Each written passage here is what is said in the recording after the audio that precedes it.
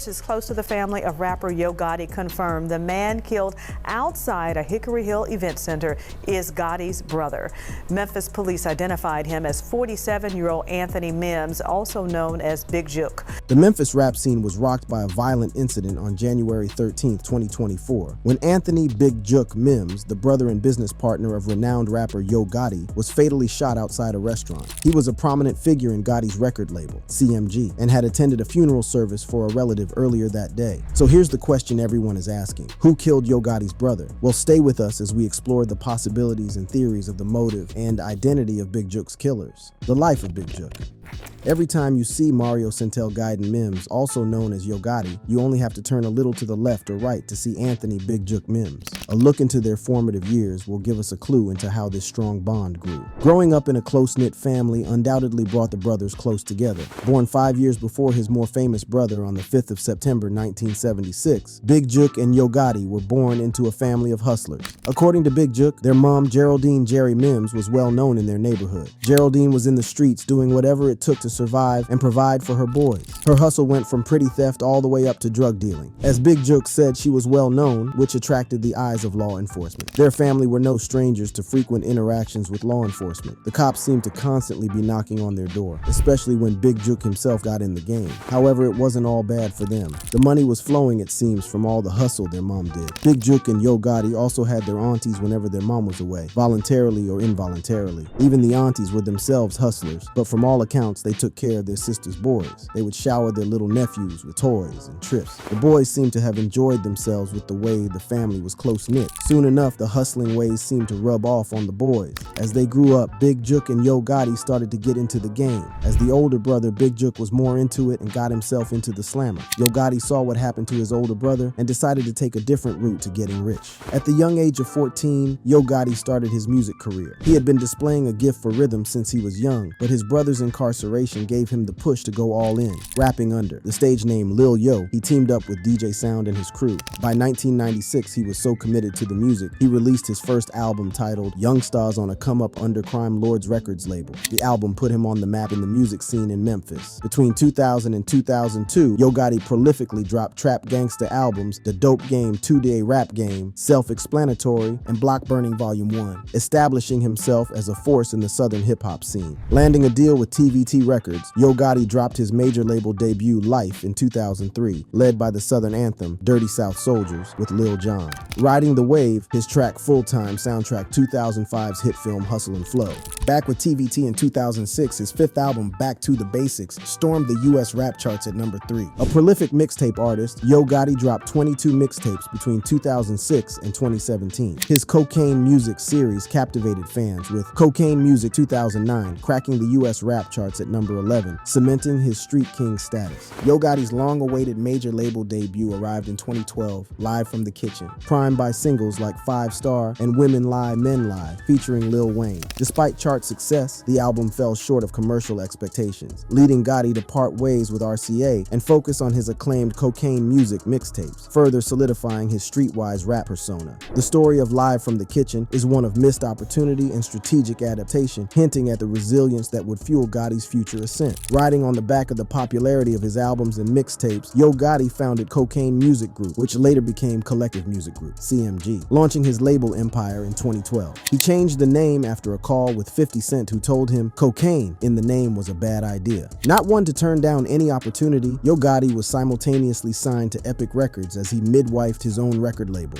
In 2013, Yo Gotti's hustle reached new heights. Partnering with L.A. Reid's Epic Records with a distribution deal, he announced his highly anticipated 6th album, I Am. The lead single, Act Right, featuring Young Jeezy and YG, sizzled on the charts, setting the stage for the November release. Gotti hit the road with the I Am tour, bringing rising stars like YG and Zilla alongside him. By the end of 2013, CMG was poised to cement its place in the rap game, with Gotti leading the charge. Then in 2014, CMG dropped a label showcase, Chapter 1, featuring rising stars like Wave Chappelle Chappelle, and Zedzilla. Yo Gotti's 2013 was a whirlwind of label launch, album hype, and relentless hustle. He amped up anticipation for his CMG debut, I Am, with the pre-release mixtape November 19th before dropping 2 sizzling singles, King Shit with T.I. and Cold Blood featuring J. Cole. The music videos cranked up the heat, and by November, I Am was poised to solidify Yo Gotti's place as a rap force to be reckoned with. Yo Gotti's CMG empire steadily grew in the mid-2010s, scooping up Memphis talents like Black Youngstar and Moneybagg Yo.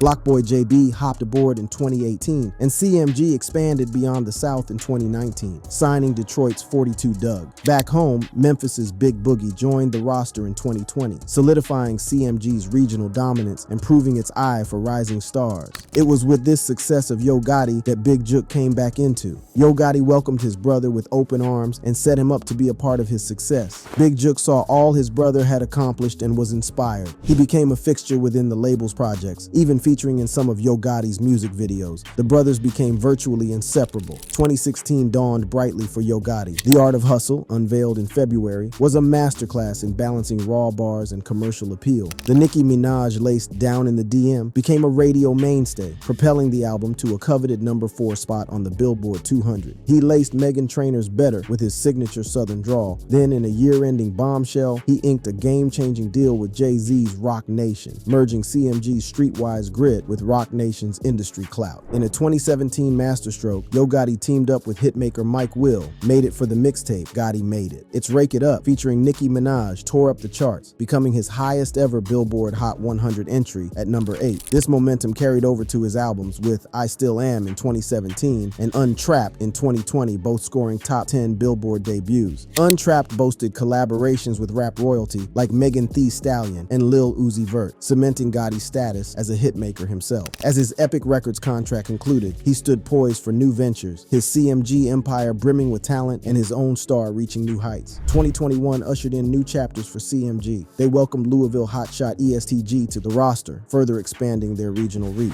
Then in June, Gotti inked a power move, a joint distribution deal with Interscope Records. It's about breaking barriers, he declared, developing superstars and taking CMG to the next level. With fresh talent and industry heavyweights by his side, Yo Gotti steered CMG towards uncharted territory, hungry for even greater wins. Yo Gotti's hustle transcended music in 2020. He dropped Recession Proof, a swaggering anthem celebrating his label's success, boasting stars like 42 Doug and Moneybagg Yo. Beyond CMG, he took an unexpected leap in 2021, becoming co-owner of DC United, a Major League Soccer team. From music to soccer, Gotti proved his ambition knew no bounds, diversifying his empire and leaving fans wondering what audacious move he'd make next. CM10, Free Game Yo Gotti's 11th studio album, received positive reviews from critics and fans alike, praising Gotti's lyrical abilities and the diverse range of features on the album. The project explores themes of success, street life, and staying true to oneself through Gotti's signature storytelling style. Despite the delay, CM10, Free Game debuted at number 1 on the Billboard 200 chart, making it Gotti's second album to achieve this feat. It also gained commercial success and solidified Gotti as one of the prominent figures in the rap industry. 2022 saw CMG's roster blossom further, from California heat with Sacramento rapper Mozzie to the Florida flow of Lil Papa. The label's reach extended beyond the South. CMG even ventured beyond hip-hop, welcoming R&B singer Layla Samia as its first female signee. But it was Memphis's own Glorilla who truly stole the spotlight. Yo Gotti hailed her a natural-born star, her unique sound poised to redefine hip-hop. So, with diversity and talent bubbling over, CMG's future looked brighter than ever. The shooting of Anthony Big Jook Mims.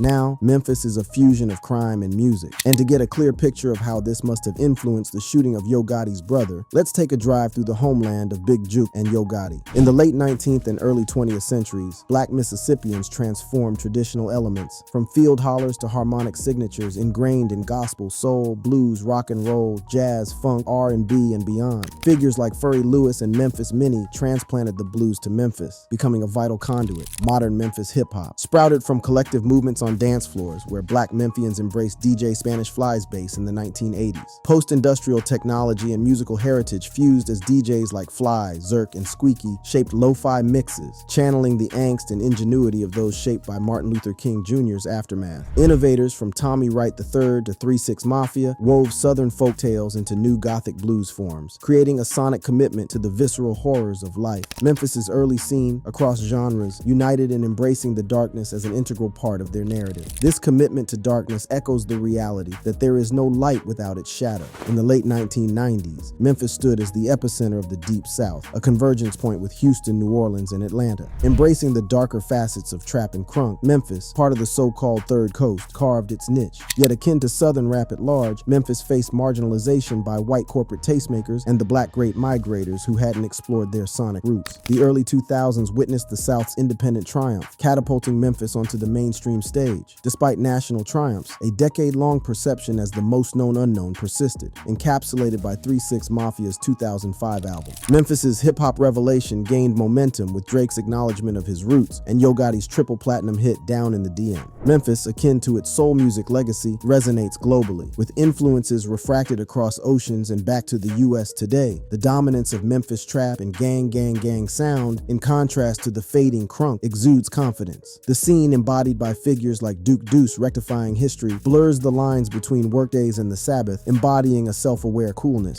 In this transformative era, producers like Drummer Boy, Tay Keith, Hit Kid, and engineers Ari Morris and Thank Aaron united the scene, building on the innovation of Memphis's foundational DJs and producers. Late Young Dolph and emerging talents like Black Youngstar and Moneybagg Yo, shaped by Memphis's outsider status, strive for distinctiveness, embracing and reveling in the horror. Women artists, inspired by predecessors like La Chat and Gangsta Boo, epitomized by Glorilla, inherit the freedom to taste and conjure spirits across generations. Throughout time, the enduring essence is the black spirit of Memphis, and the gold-toothed Mississippi smiles, a testament to a perpetual presence that knew they would be here now and forever, echoing with a resounding amen. But why has Memphis been called the most dangerous city in the South? Memphis, Tennessee has consistently ranked among the most dangerous cities in the United States, drawing both local and national concern due to elevated crime levels, especially in specific areas. Factors such as homicides, burglaries, and assaults have been notably higher than the national average, causing alarm among residents and visitors alike. The root causes of this issue stem from various socioeconomic factors, including poverty and unemployment, impacting specific neighborhoods disproportionately. However, it's important to acknowledge that the challenges aren't uniform across the entire city. While some areas grapple with elevated crime rates, others thrive as relatively safe communities.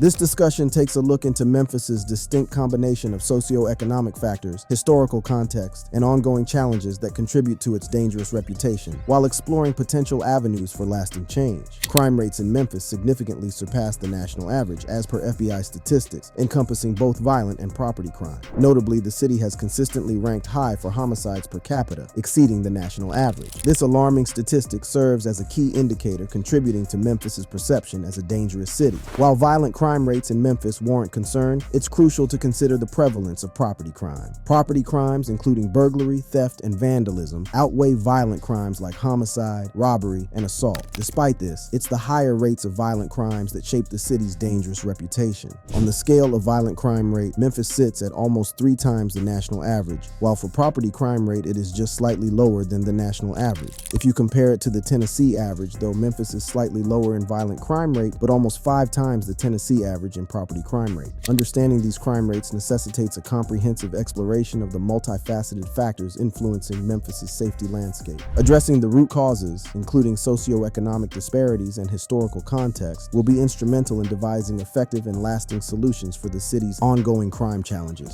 Memphis claims the unenviable title of Tennessee's most dangerous city, marked by elevated rates of both violent and property crimes compared to state and national averages. These high crime rates cultivate a pervasive sense of insecurity among residents and visitors, solidifying the city's perilous reputation. It's crucial to recognize that crime rates fluctuate significantly across different neighborhoods, and the overall statistics may not fully depict the nuanced situations faced by all residents. Exploring the underlying causes of Memphis's elevated crime rate reveals several contributing factors. Gang activity emerges as a substantial driver of Memphis's high crime rate, escalating criminal violence amid conflicts and territorial disputes. Notably, victims of gang-related crimes often have pre-existing disputes with their attackers. The ease of gun access further exacerbates the situation, facilitating more frequent and fatal acts of violence. Another significant contributor to Memphis's crime rate is the prevalence of poverty and unemployment in specific neighborhoods. Extensive research establishes a correlation between economic hardship and increased criminal activities. Limited job opportunities and resources drive individuals toward illegitimate means of livelihood. The lack of access to quality education compounds the issue, further constraining employment opportunities and essential conflict resolution skills. Drug abuse represents a formidable challenge contributing to Memphis's crime rate. The illegal drug trade dominates the city's criminal landscape, with gangs and criminal organizations profiting from the sale and distribution of illicit substances. Substance abuse directly correlates with criminal acts, as individuals grappling with addiction turn to theft, robbery, and other crimes to sustain their habits. Additionally, drug abuse erodes social bonds, compromising individuals' ability to resist engaging in criminal behavior. Examining the geography of crime reveals certain neighborhoods in Memphis, such as South Memphis, Fraser, and Hickory Hill, have become particularly dangerous. Factors like poverty, unemployment, and limited educational opportunities contribute to a surge in violent crimes, including homicides, aggravated assaults, and robberies. In contrast, some areas in Midtown have successfully maintained a safer and more secure environment for their residents. It is against this messy backdrop of hip-hop and crime that the events of the 13th of January 2024 take place. The day was just rolling into the evening with very chilly weather. Standing outside a well-liked restaurant, Perignon Restaurant and Event Center, was Anthony Big Jook Mims. Big Jook, as he was fondly called by his friends, was the elder brother of famed hip-hop rap artist Mario Centel Gaiden Mims, also known as Yo Gotti.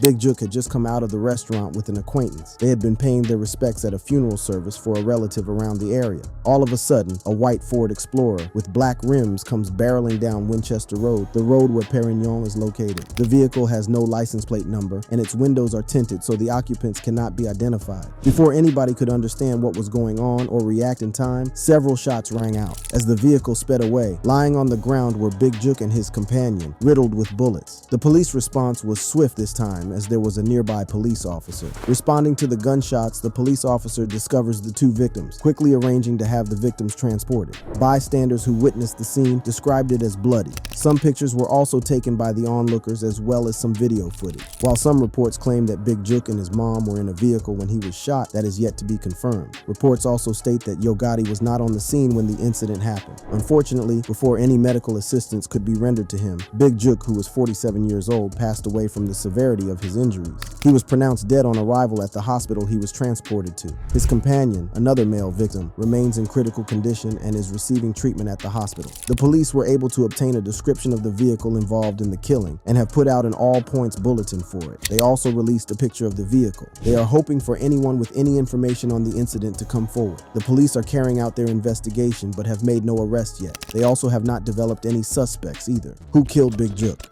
The news of Big J's tragic death shocked the community and sparked a wave of speculation and rumors. One prevailing theory is that Big Jook's murder was linked to the killing of Young Dolph, another influential figure in the streets. Many believe that Young Dolph's murder could be connected to Yo Gotti, adding fuel to the speculation surrounding Big Jook's death. The alleged retaliation for past events may intensify the situation. On the day of the incident, Big Jook and his companions had gathered to bid farewell to their late uncle and mentor, Eric Bovine. Eric was not only Big Jook's uncle, but also a renowned kingpin in the streets. His passing marked the end of an era, and his funeral was a somber event. Little did they know that the day of mourning would end in tragedy. Following the funeral, the group made their way to Perignon Restaurant and Event Center on Winchester Road. It was here that chaos erupted. Reports indicate that at approximately 4:15 p.m., gunshots were heard in the vicinity, prompting concerned onlookers to flag down the authorities. Memphis police swiftly responded to the scene, discovering Big Jook and his bodyguard injured. Despite efforts to save his life, Big Jook succumbed to his wounds and was pronounced dead at St. Francis Hospital. As the investigation into this shocking incident unfolds, the community remains on edge, anxiously awaiting answers and seeking justice for the untimely demise of Big Jook. The repercussions of this tragedy have already rippled through the streets, leaving a void that may never be filled. The bodyguard was also taken to the same hospital by a private car and was later airlifted to the regional One Health Center in Memphis, where he is currently in critical condition. Memphis Deputy Police Chief Paul Wright confirmed that both victims had attended a repast service at a restaurant following the funeral of Eric Bovine. Currently, the police have not yet identified any suspects or made any arrests. However, the police chief did mention that they believe Big Jook may have been specifically targeted by the culprit, indicating that it could have been a planned attack. The investigation is still in its initial stages, with many unanswered questions. When officers arrived at the scene, they found a male victim inside a vehicle. While there is video footage being analyzed, no suspect has been identified at this time.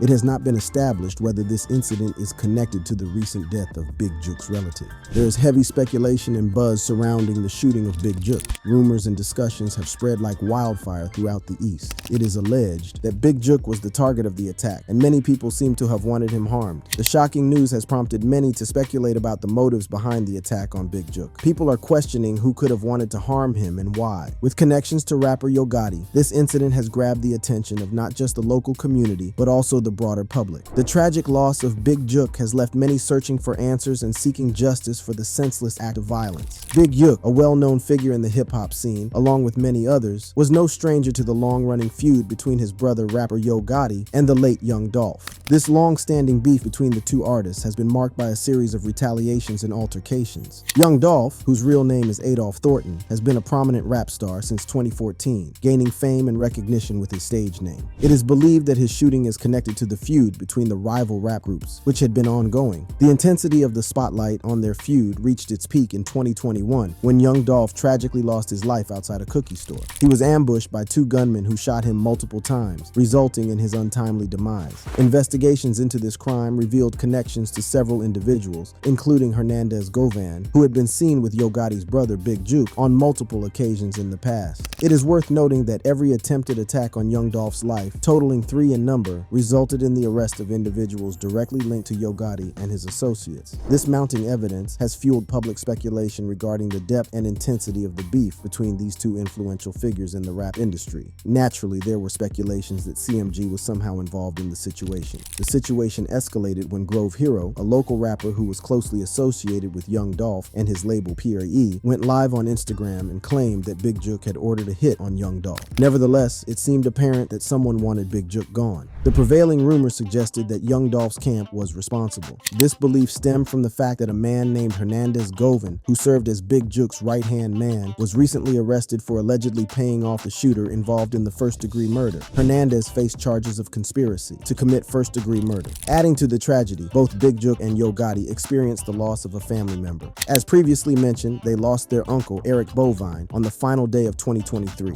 Just 24 hours before his own demise, Big Juke posted a heartfelt tribute to Eric on his Instagram, referring to him as a legendary kingpin. The history of Yo Gotti and Big Juke's family is quite complex. In 1993, their uncle was arrested after more than $100,000 in cash was discovered at their residence. Yo Gotti's aunt received an 84-month prison sentence for her involvement in a conspiracy related to the possession and distribution of coke. During the investigation, it was revealed that Linda and her brother-in-law, Eric Bovine, known as Las Vegas Eric, were part of a distribution network transporting drugs from Los Angeles to Memphis, as stated in the indictment. Eric and Janet Bovine conducted business at Yo Gotti's Aunt Linda's house, involving a third person who acted as an informant. This informant testified that they delivered money ranging from $25,000 to $40,000 per transaction, totaling around $170,000 in cash to Linda. Additionally, the informant claimed to have delivered 7 kilos to Janet Bovine on a separate occasion. Janet in turn took it to Linda's house, leading to the arrest of Yo Gotti's aunt and mother. After serving time, Eric Bovine lost his life just before the New Year's Day of 2024. It was during his repast event that the shooting that took Big Juke's life happened. Despite pictures and videos depicting the incident, no arrests have been made in the case. The Memphis Police Department released photos of a white Ford Explorer believed to be involved in the attack, but the license plate had been removed by the shooters, hindering identification. Speculation also arises that links the incident to Young Dolph's crew, given the history between Yo Gotti and Young Dolph. The lack of developments leaves people wondering about the perpetrators in this unsettling tale of the streets. When Young Dolph was killed, Big Juke, a man in his 40s, engaged in online activities, taunting Young Dolph's crew and making provocative remarks about Young Dolph's absence. He even offered financial assistance to the artists, challenging them to reach out for help with bills, rent, or jewelry payments to prevent repossession. Despite the apparent goodwill, his actions seemed to mock the situation, insinuating that Young Dolph's departure had created an opportunity for others. Big Juke claimed he would support individuals during tough times, but asserted that when normalcy returned, he expected a 10% return on their earnings. What a diss that was. Amidst all the speculation, Young Dolph's cousin Vicky shared a meme on Instagram suggesting retribution for Big Juke's actions. The meme highlighted names, including Old Boy, believed to be Yo Gotti, Old Boy's brother, referring to Big Juke, the lady from the cookie store, alluding to the owner of Makita's Cookie Shop, the shop where Dolph was fatally shot, and Black Youngster, an obviously CMG artist under Yo Gotti. The post implied a connection between the death of Young Dolph and potential consequences, stirring speculation within the community. Gotti. Big Juke's shooting occurred on the same block as his brother's Memphis restaurant, close to where young Dolph was killed. In young Dolph's murder case, Hernandez Govan, accused of hiring the hitmen, faced multiple charges, including first-degree murder. 3 additional men, Justin Johnson, Cornelius Smith, and Jamarcus Johnson, were arrested in connection with Dolph's killing. Online rumors linked Big Juke to Govan, speculating about their association. In September 2022, Govan's daughter, Lotta Cash Desto, a rapper, was murdered, suggesting a possible retaliation for young Dolph's death. Following Big Juke's death, scrutiny on social media revealed his last post containing a message about staying alert and watching one's back. The cryptic post suggested a potential betrayal from someone close, prompting speculation about Big Juke foreshadowing his demise. Moneybagg Yo, also associated with CMG, posted Big Juke's alleged final message, cautioning about trusting even family and emphasizing self-reliance. These messages, while ominous, lack conclusive evidence. Some theories suggest Juke may have paid someone to target young Dolph, possibly at Yo Gotti's behest. Yo Gotti might have been considering concerns about Big Juke getting entangled in legal issues. The idea is that removing Big Juke eliminates the link to Yo Gotti, offering a potential motive for foul play. As things stand right now, it is still all speculation, as we await law enforcement to make arrests to potentially unravel this intricate puzzle. As of now, no arrests have been made, leaving the case shrouded in uncertainty. So who do you think killed Big Juke? Tell us your opinion in the comments section. And for other captivating videos, click on one of the cards showing on your screen now.